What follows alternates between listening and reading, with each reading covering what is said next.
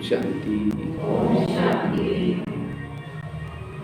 तो सवेरे विशेष हम लोग उस सेंटर पर निर्विघ्न बनने का पुरुषार्थ, उसके लिए सवेरे दो बातें शायद सुनाई थी। क्योंकि वर्तमान समय हमारे जीवन में जो पुरुषार्थ में विघ्न आते हैं वो है, एक तो देह भान के कारण विघ्न आता है। जब हम देह भान में आ जाते हैं तो विकृति आती है, हमारा पुरुषार्थ में ढीला हो जाता है। तो देह भान से कैसे मुक्त बनना है, वो सवेरे काफी सारे उसके बारे में चर्चा की थी। इसलिए हर मुरली में बाबा कहते बच्चे आत्मा समझो, आत्मा अभिमानी हो। दूसरा विघ्न बताया था, हमारे पुरुषार्थ में जो विघ्न आता है विरत संकल्प।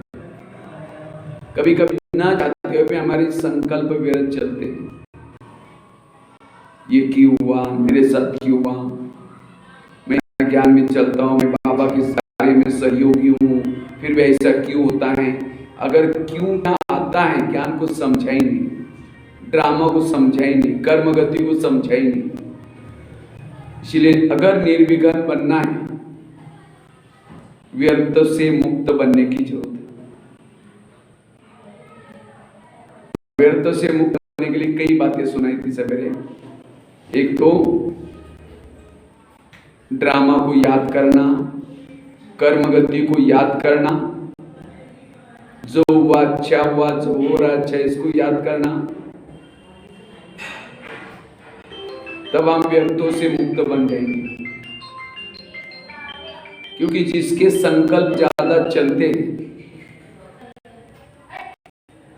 संकल्प ज्यादा चलने से हम योग युक्त नहीं बन पाएंगे। इसलिए विरत संकल्प से मुक्त बनना, ये दूसरी बात। क्योंकि वर्तमान समय हर एक के अंदर निगेटिव विचार ज्यादा चलते हैं, और जिसके निगेटिव विचार ज्यादा चलते हैं वो आत्मचिंतन, परमात्मा चिंतन, मनन चिंतन, ज्ञान चिंतन नहीं कर सकता। तो सवेरे इसमें से कौन कौन थे के क्लास में? चाहिए दो थे। अब तीसरा विघ्न, हमारे पुरुषार्थ में जो विघ्न आता है वो है पर चिंतन करने का विघ्न।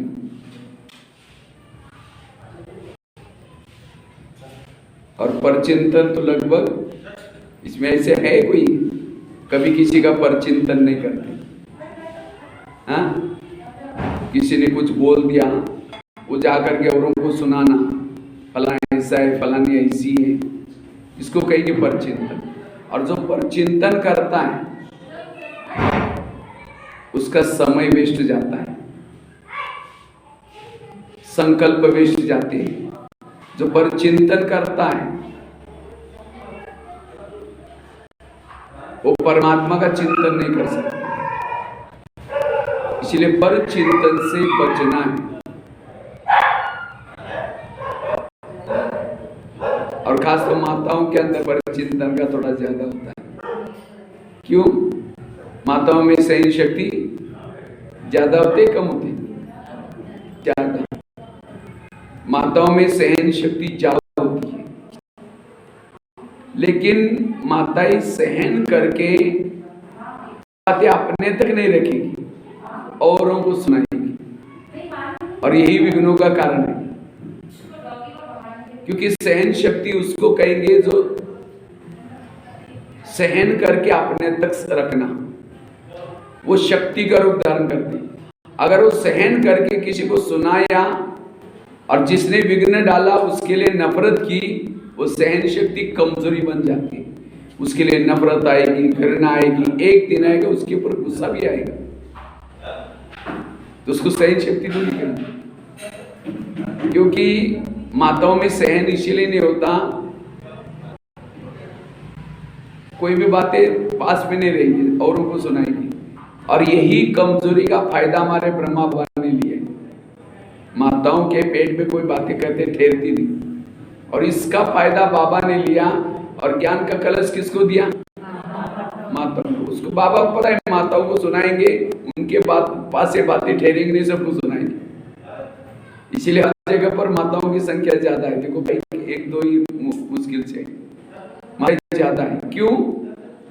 सबको कहीं अरे क्लास है, चलो चलो, भावना भी होती है ज्यादा।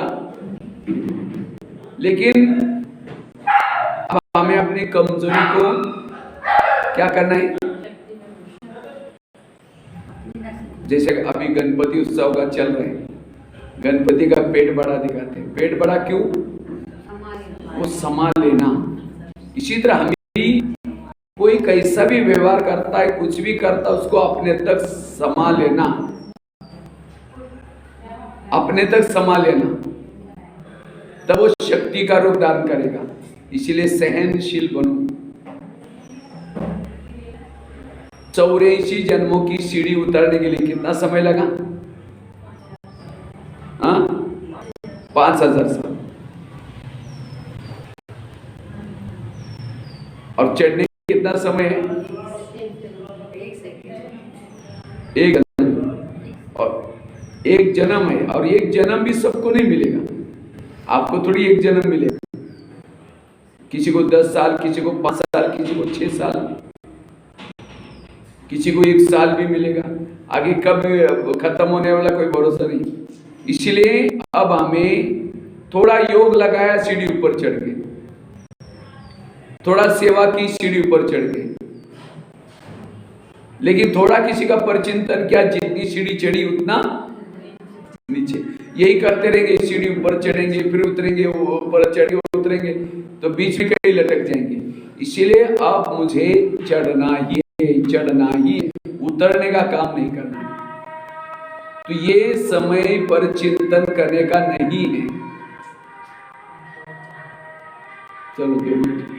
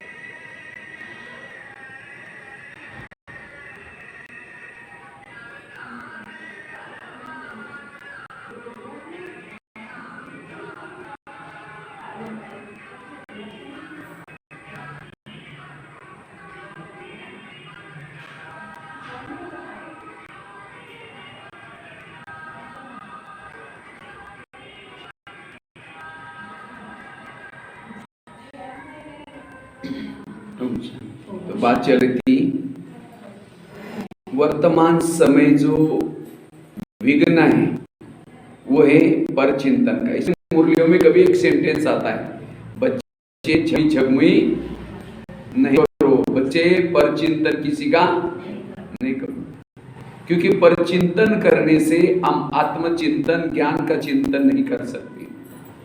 परचिंतन करने वाला प्रभु की महिमा नहीं करता, करेगा लेकिन बाबा उसको फिर रिस्पॉन्स। अब किसी के घर जाऊं, उनके बच्चे बैठे, बाप भी बैठा है, बच्चों को कहेंगे बच्चा ठीक नहीं, नालायक है, ऐसा है वैसा है। बाप को कहेंगे बहुत अच्छा, कितने अच्छे। बाप कहेगा तुम यहाँ से भाग जाओ, तुमने मेरे बच्चों को खिलाने की, तुम मेरे को अच्छा बोलता है। हर माँ बाप को अपना बच्चे प्यारे होते हैं। इसी तरह सारा दिन कहेंगे वो बहन ऐसे, वो भाई ऐसा है, वो ऐसा है, वैसा है, और शाम को यूं में बैठेंगे, मीठे बाबा, प्यारे बाबा, शांति के सागर, दया के सागर। बाबा कहेगा तुम यहाँ से जाओ, तुमने मेरे बच्चों को खिलाने की, तुम मेरे को अच्छा लगता है, अच्छा बोलता है। प्रैक्टिकल बात है। इसीलिए अगर मुझे सोन्नति करनी है, निर्विघ्न बनना है, परचिंतन से बचना, जिसका परचिंतन करेंगे उसके लिए आपके मन में नफरत पैदा होगी, घृणा पैदा होगी, वैर पैदा होगा, विरोध पैदा होगा।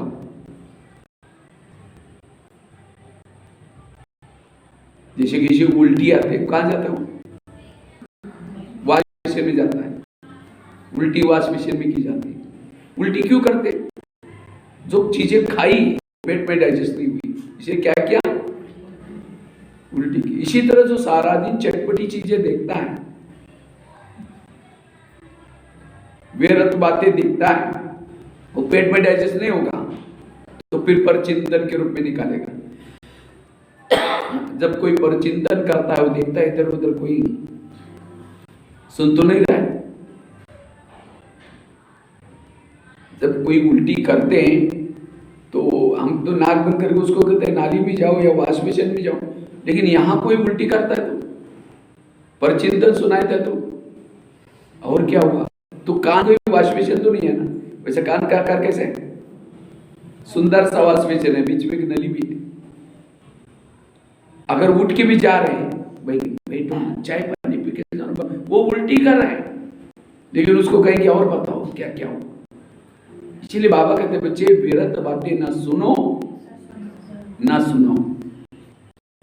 ये हमारे पुरुषार्थ का विघ्न है। सारा दिन परचिंतन करके योग में बैठेंगे, बाबा का प्यार नहीं मिलेगा।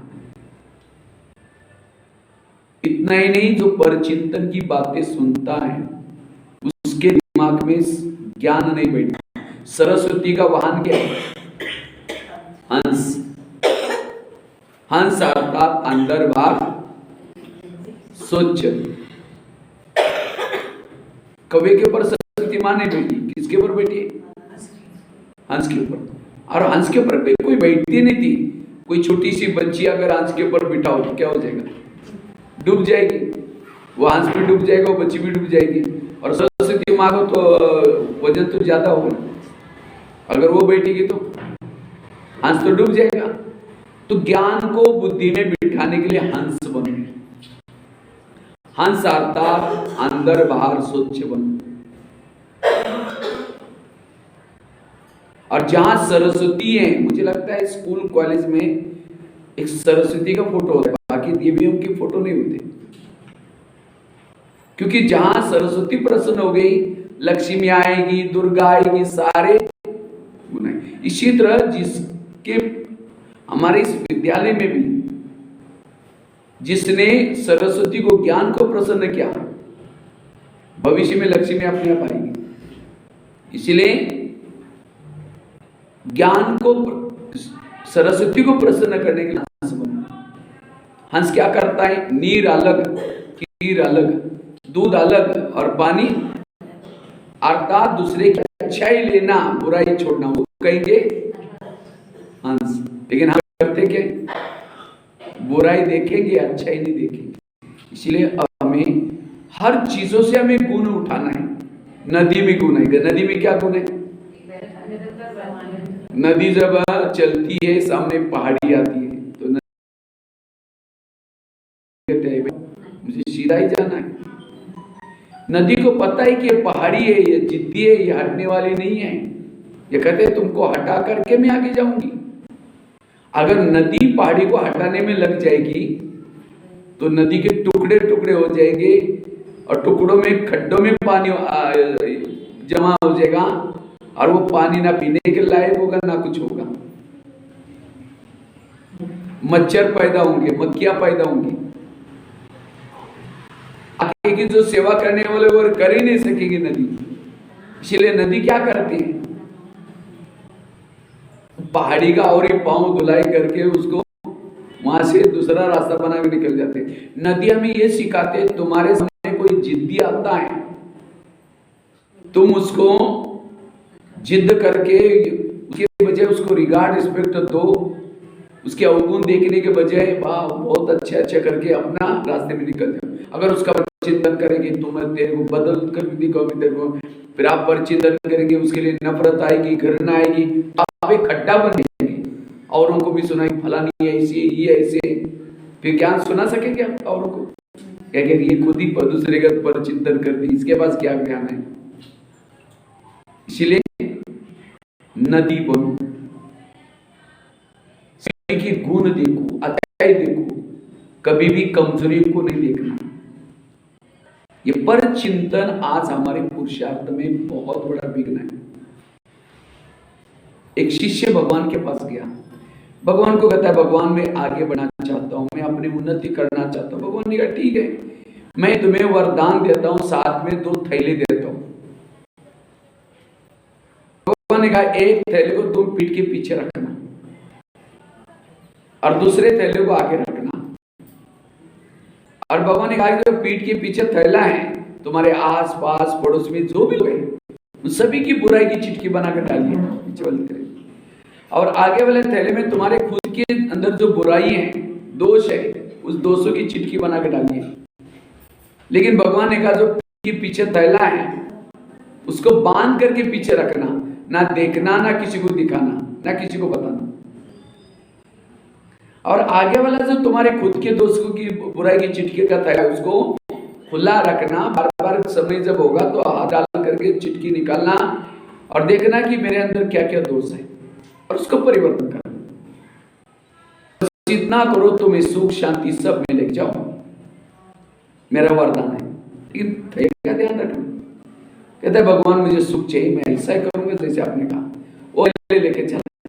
कुछ साल के बाद क्या कर, थैले को बदल दिया, दूसरे की दोस्त के थैले को क्या किया, आगे किया, खोल दिया और देखता है फलाना ऐसा करता है, ये ऐसा करता है। फिर लोगों को भी बुला करके सुनाना शुरू किया और अपने थैले को बांध दिया। लोग बोलते भी भाई तो ठीक नहीं कर, नहीं मैं ठीक उसके करना है सब। जैसे उसने थैले उल्टे किए उसके वरदान उल्टे हो, दुखी हो गया, परेशान हो गया। फिर भगवान के पास आता है, कहता है भगवान मुझे सुख मिला ही नहीं, मुझे शांति मिली नहीं। भगवान ने कहा अच्छा तुमको जो मैंने जो थैले दिया था उसको क्या किया? कहता है भगवान मैंने क्या किया, आगे का पीछे किया। भगवान ने कहा यही तुम्हारे दुखों का कारण है। ये कहानी किसी और की नहीं, हमारी अपनी कहानी है। आज हम भी यहाँ क्यों आते हैं? थोड़ा सुख मिल जाए, शांति मिल जाए। बाबा भी कहता है ठीक है बच्चे तुम्हें मैं वरदान देता हूँ, साथ में 2 थैले देता हूँ, दूसरे के दोस्तों को तुम पीछे रखो बांध करके और अपने दोस्तों को आगे रखो और बार बार अपने बुराई को परिवर्तन करो, दूसरे की बुराई को देखो नहीं, क्योंकि तुम्हारा ठेका सब परिवर्तन का है, दूसरे को बदलने का ठेका मेरा है, तुम्हारा नहीं है। बस इतना करो, सुख शांति मिलेगी। हम बाहर जाते हैं लेकिन कुछ समय के बाद क्या करते हैं, थैले को चेंज कर लेते हैं, दूसरे की बुराई को आगे करेंगे और अपनी बुराई को। यही विघ्नों का कारण है। इसलिए आज से अगर हम मुझे निर्विघ्न बनना है, बाबा कभी कभी कहते हैं मेरे अच्छे अच्छे बच्चे बहुत अच्छे ज्ञान करते थे लेकिन आज है नहीं, वो चले गए। क्यों गए और कहाँ गए? वो यहाँ आए, यहाँ आते आते उनकी ज्ञान युग करते सेवा करते थे, लेकिन दोस्त देखना शुरू किया, बहनों के दोस्त, सेंटर के दोस्त, किसी भाई बहनों के दोस्त, भावना खराब होगी, चले गए। कहीं हमारे साथ ऐसा ना हो जाए। इस बात को साधारण नहीं समझना है, बहुत ये है। इसलिए पर चिंतन पतन की जड़ है, सो चिंतन उन्नति की। इस साल ही कुछ होने वाला था, लेकिन भगवान ने हमें बचाया। किसी लिए? आत्मचिंतन, परमात्मा चिंतन करने के लिए। उसका भी हिसाब लेगा। मैंने तुमको जिंदा रखा था तो भी तुमने परचिंतन किया, दूसरे के दोष देखे, इससे वायुमंडल खराब हो जाता है। एक मुरली में बाबा ने बहुत गहरी बात बताई। जब बच्चे योग लगाते हैं, ज्ञान सुनते हैं, उस समय ऊपर क्या होता है? खुशबू फैलती है। तो वो खुशबू देख करके बाबा ने कहा कि मैं देखता हूँ खुशबू नीचे से कहां से आ रही। बाबा ने कहा कि वो खुशबू देख करके मैं डांस करता हूँ, वाह वाह बच्चे वाह वाह करते हैं। लेकिन जो बच्चे परचिंतन करते हैं, वायुमंडल खराब करते हैं, उसी समय नीचे से बदबू आता है। तो मैं देखता हूँ कौन सा बच्चा बदबू फैला रहा है। और बाबा ने इस मुरली में कहा कि अगर मुझे परमिशन होती तो मैं नीचे जाकर उस बच्चे का मुंह बंद करता, तो ये क्या वायुमंडल फैला रहा है। तो इसलिए हमें पर चिंतन करके वायुमंडल को खराब नहीं करना। जिस घर में पर चिंतन चलता है, वहां शांति का वायुमंडल नहीं होगा। इसलिए पर चिंतन करने से टाइम वेस्ट हो जाता है। इसलिए बाबा कहते हैं अपने फोन को साइलेंस मोड में रखो तो अच्छा है, सबका ध्यान तो कभी बीच में। क्योंकि मंदिरों में घंटी बजा करके भक्तों ने परेशान किया, और यहाँ भी आपको भगत है आपके घंटी बजाते रहेंगे। तो बता रहा था पर चिंतन से बचना, क्योंकि अब हमारे सब पास समय बहुत कम है। एक शिष्य था, एक व्यक्ति था, भगवान के पास जाता है, यात्रा में निकलता है। यात्रा में निकला, उसकी यात्रा बहुत अच्छी चली गई। लेकिन यात्रा करते करते वो भगत क्या हो गया? जंगल में चला गया। उसकी यात्रा जंगल से शुरू हो गई। तो उसको डर लगने लगा कोई शेर चीता ना आए। तो भी वो यात्री करता क्या करता, हिम्मत करके चलता था। तो चलते चलते अचानक उस यात्री ने पीछे मुड़कर देखा, एक शेर उस यात्री के पीछे लगा था।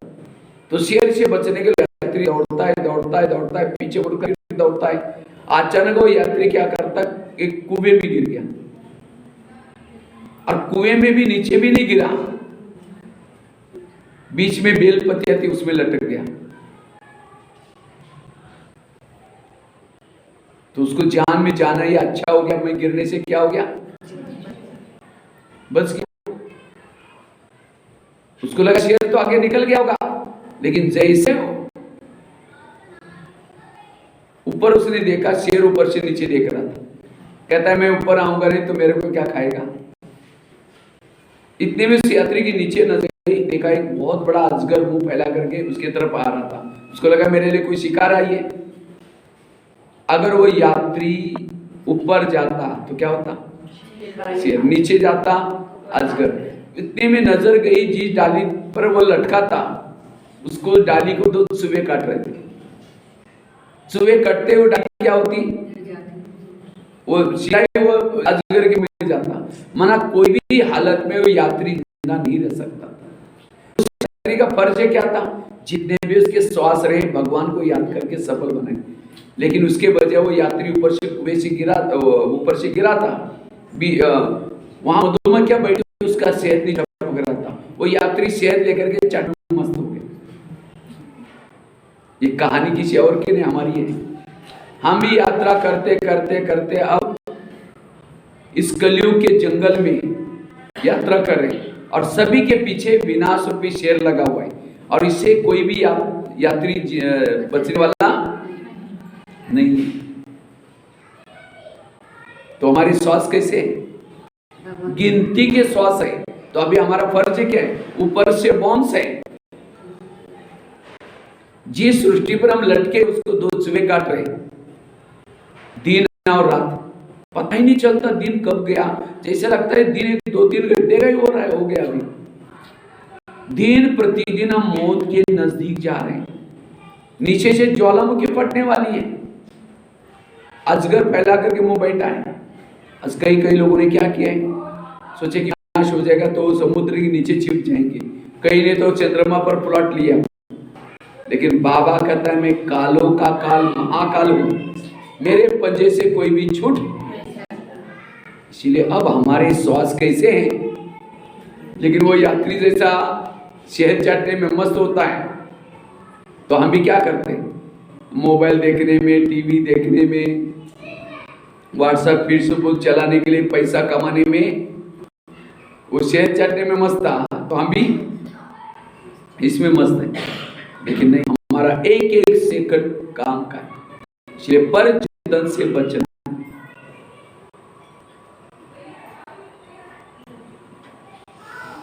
हमेशा हमें सोच चिंतन में बिजी रहना है। कई तो योग में बैठे तो भी उनका पर चिंतन वाली बातें चलेगी। कई कहते मुझे पुरुषार्थ के लिए टाइम ही नहीं मिलता। टाइम कहां जा रहा है? दूसरों को देखने में, पर चिंतन करने में टाइम जा रहा है। इसलिए अटेंशन। मुझे तो वैसे तो गुलजार दादी के साथ दिल्ली में रहने का मौका मिला, जिनके तन में बाबा आते थे।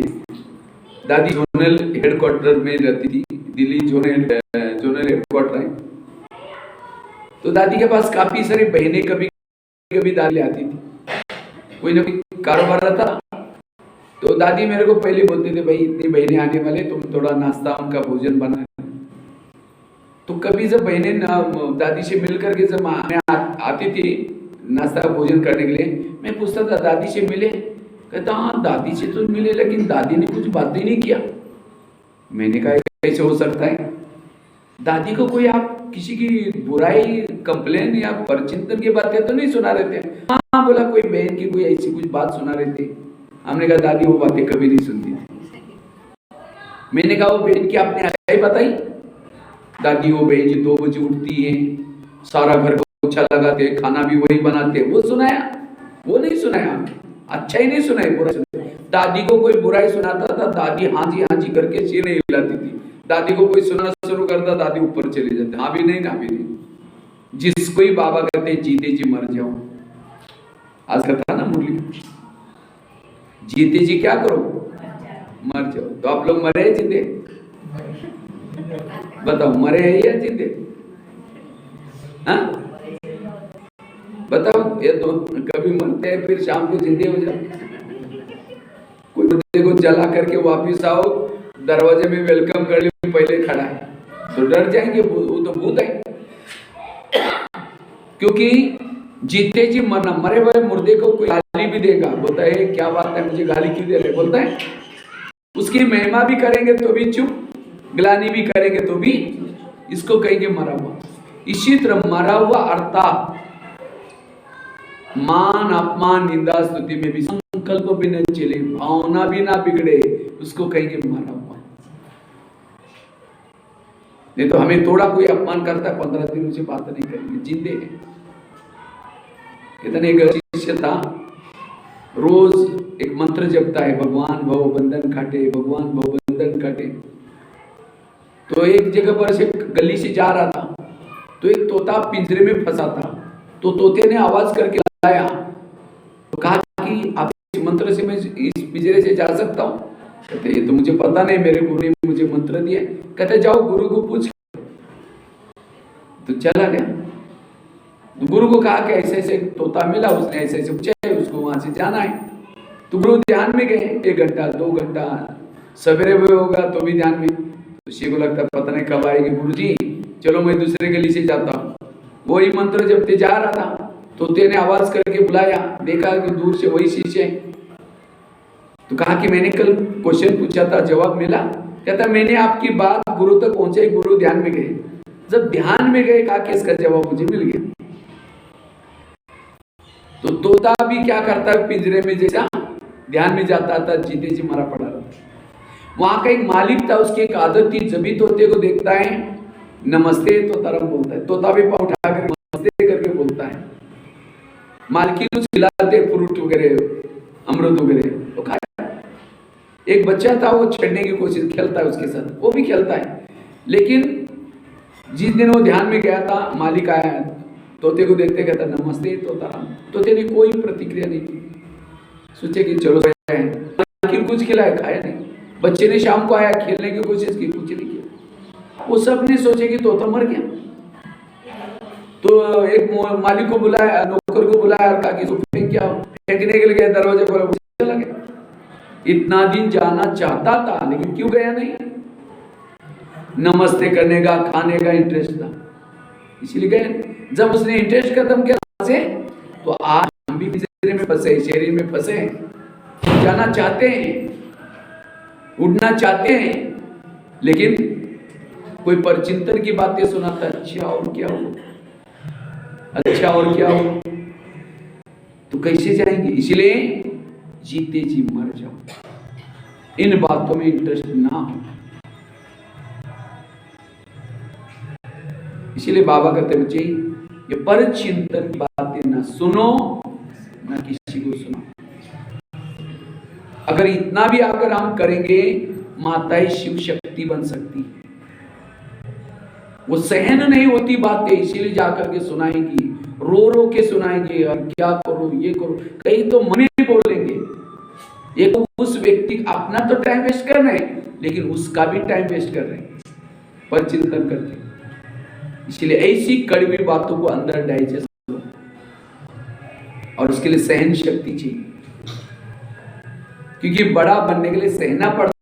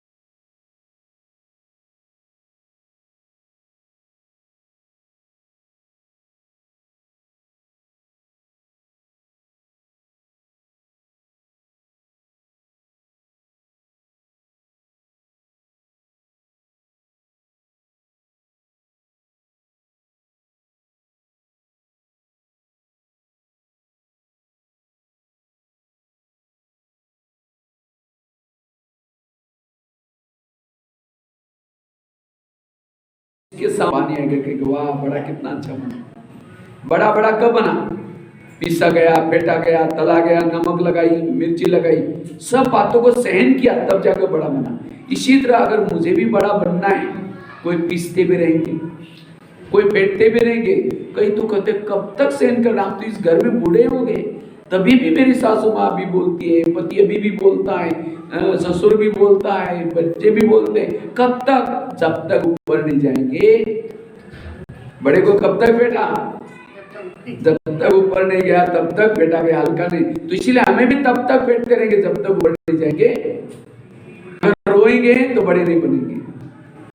इसलिए सहन करो, अंदर रखो, ये है समझदारी। इतना ही नहीं, कोई नमक लगा, आप सत्य हैं, अच्छे हैं, तो भी बढ़ा चढ़ा करके आपकी उल्टी बातें सुनाएंगे, तो भी सहन करना। खट्टी मीठी तीखी सब बातें आएंगी। जिसका भला करेंगे वही आपका बुरा करेगा।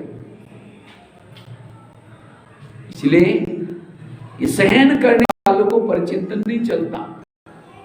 अपने अंदर समस्या का समाधान करता है, कारण का निवारण करता है खुद ही, औरों के पास नहीं जाता। वो है ज्ञानी, वही सदा खुश रह सकता है। इसलिए पर चिंतन से बचना। इतना ही नहीं, बड़े को इतना सारा पेटने के बाद, पिसने के बाद, इतना सहन करने के बाद मुंह में डालेंगे, 32 दांत भी प्रहार करना शुरू करेंगे, वो भी नहीं छोड़ेंगे। अर्थात जीवन में चारों तरफ से समस्याएं। कई कहते मुझे और कुछ नहीं, मेरे को तब दिल में दर्द होता है जिस बच्चों को मैंने पढ़ाया लिखाया बड़ा किया, अब उसकी शादी हुई, मुझे बुलाए भी नहीं, मकान बनाया, मुझे बुलाए भी नहीं, इसलिए मुझे दर्द होता है, और कुछ नहीं। संसार का नियम है, जिसका भला करेंगे वही आपका बुरा है। जिस परमात्मा ने हमें आकर के यहाँ ज्ञान सुनाया, रात रात भर करके पढ़ाया, देवी देवता बनाया, और जब हम सुखी बने, सतयुग में गए, देवी देवता ने पुष्प विमान आए, सोने के महल में रहे, क्या बाबा को भी बुलाया? मीठे बाबा थैंक यू, आज हमारा पुष्प विमान आया, थोड़ा भोग लगाते हैं। बाबा ने किया यार, तो बाबा को ऊपर से ऊपर परेशान हो बाबा कि कैसे मेरे बच्चे हैं जिनको मैंने पढ़ाया, सुखी बने, फिर भी। इतना ही नहीं, जब द्वापर में गए, जिसने भला करके गया उसको ही गाली देना शुरू किया। हे भगवान, तू कुत्ते में है, कलर में है, सर्वव्यापी है, ये क्या है? गाली। लेकिन बाबा ने क्या समझे? गाली नहीं, ये मेरे भक्ति करते, भक्ति नहीं दे करे थे, क्या करे थे? गाली दे रहे थे। अगर कोई छोटे बच्चे को कहो तो कुत्ते में है, बिल्ली में है, सुअर में है, तो कितना गुस्सा आएगा, कहेगा मेरे को सुअर में बोलते पत्थर मार देगा। भगवान तो इतना ऊंचा तेरा नाम, ऊंचा तेरा काम, ऊंचा तेरा धाम, उसको कहा तुम सुअर में है, कुत्ते में है, ये है, तो भी उसने, इसके पास इतनी शक्ति है, जिंदा जला सकता है, लेकिन शक्ति का प्रयोग नहीं किया। और ये भी नहीं सोचा जब मैं नीचे जाऊंगा, जिन्होंने मुझे गाली दी उनको मैं